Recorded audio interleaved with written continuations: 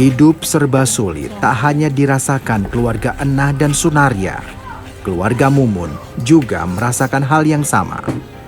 Bedanya, Mumun adalah janda dengan 2 anak. Suami Mumun menceraikannya dan pergi menjauh ketika kondisi perekonomian keluarga mereka sedang sulit.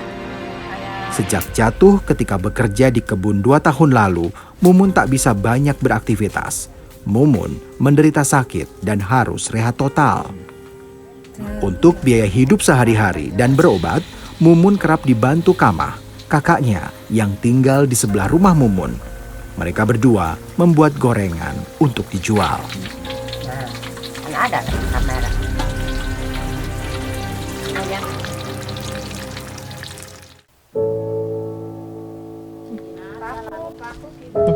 Hampir setiap hari, Kamah mencari tambahan penghasilan dengan berkeliling berjualan gorengan, ditemani anaknya Dinar dan Ayu, anak dari Mumun. Mereka berjualan gorengan dari rumah ke rumah, sampai ke area sekolah yang jaraknya cukup jauh dari rumah mereka. Dari berjualan gorengan, mereka bisa mendapatkan uang sebesar 10 sampai 20 ribu rupiah per harinya. Tak banyak memang, tapi sangat berarti bagi keluarga besar mereka. Ada lagi nggak penghasilan teteh apa? Enggak, cuma itu doang. Dari situ aja? Iya, cuma gitu doang jualan. Kan nggak bisa, ininya udah sakit gini. Terus Sakitnya. selain itu kan teteh ngebantu buat nenek juga. Kadang Teh Mumun juga harus berobat gitu. Iya. Itu keluarga besar gimana biayanya? Kenapa? Atau itu mah pada anak-anaknya banyak gitu dikasih sama adik saya gitu. Tadi berapa hasilnya? Kami menghitung penghasilan dari berjualan gorengan hari ini. Hasilnya cukup lumayan. Kamah memutuskan untuk memberikan seluruhnya kepada Mumun. Ya, selama ini Kamah dan saudara-saudaranya lah yang sedikit demi sedikit mengumpulkan uang untuk membantu pengobatan Mumun.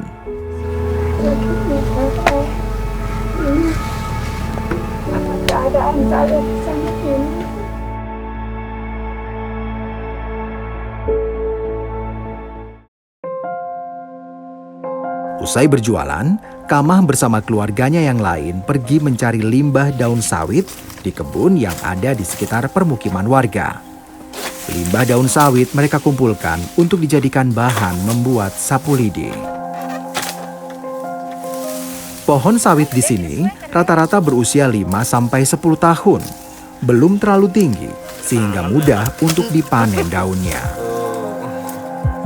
Kita harus hati-hati karena ada duri-duri yang biasanya kalau kena ke kulit ataupun masuk ke daging itu bisa menyebabkan demam selama beberapa hari. Jadi itu yang harus diwaspadai. Walaupun kalau kita ambil 1 batang hasilnya cukup banyak untuk bikin sapu nih.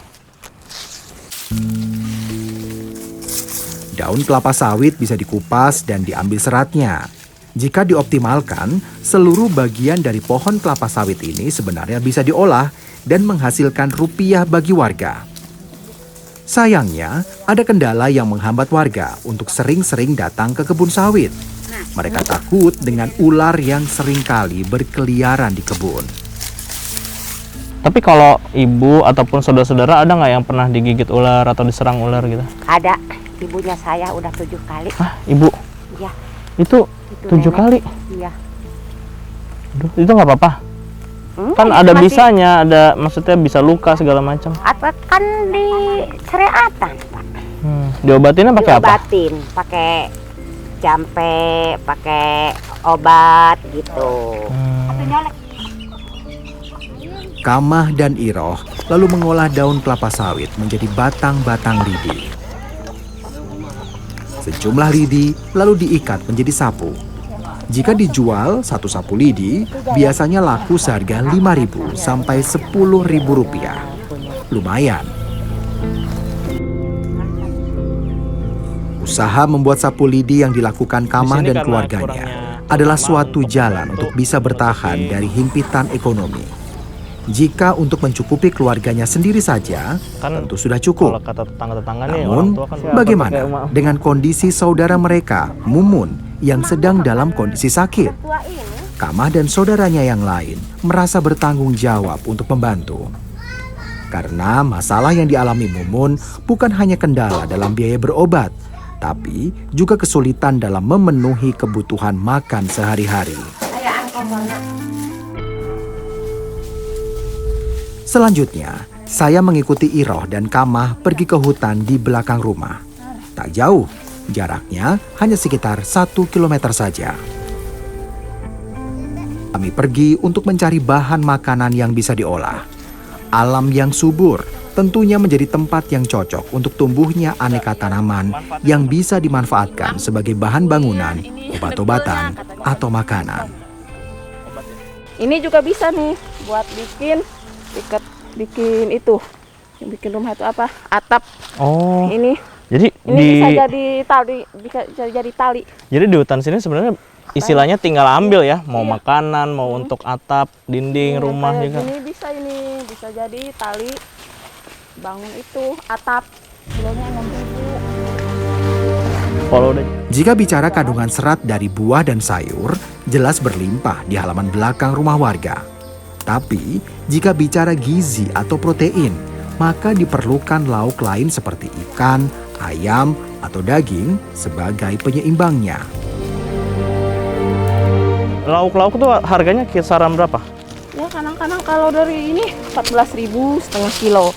Itu juga kalau semut 20.000 saya nggak sanggup beli. Cuma itu apa, ikan mahal. Atau ayam atau apa? Ikan, paling ayam saya nggak paling juga kalau ayam kalau ada selamatan baru beli. Panen kan. Kondisi kurang gizi inilah yang membuat sebagian warga tidak tumbuh secara normal. Termasuk Mumun yang imunitasnya menjadi rendah akibat kurang asupan makanan yang bergizi. Ini kalau nggak bisa jalan udah cukup umur diketokin, diginiin ke kakinya.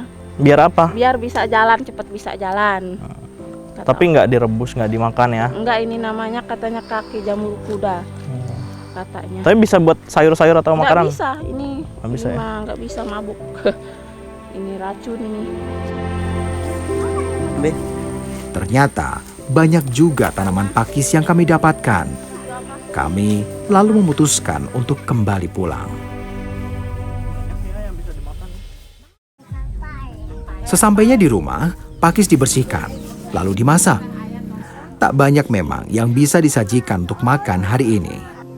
Ketidakmampuan warga dalam mengakses makanan cukup gizi jelas menjadi masalah. Tak hanya soal pertumbuhan fisik yang terhambat, namun juga terkait dengan kemajuan sebuah desa untuk bisa keluar dari jerat kemiskinan. Untuk bisa makan sehari-hari saja, Mumun beserta kedua anaknya harus berhutang kepada tukang kredit keliling. Hutang pun menumpuk sampai lebih dari 1 juta rupiah. Mumun juga terpaksa berhutang untuk ongkos berobat dan membeli perlengkapan pendukung di rumah seperti kasur. Mumun sengaja memilih untuk dirawat di rumah karena tak sanggup jika harus sering-sering pergi berobat dan tak ada biaya.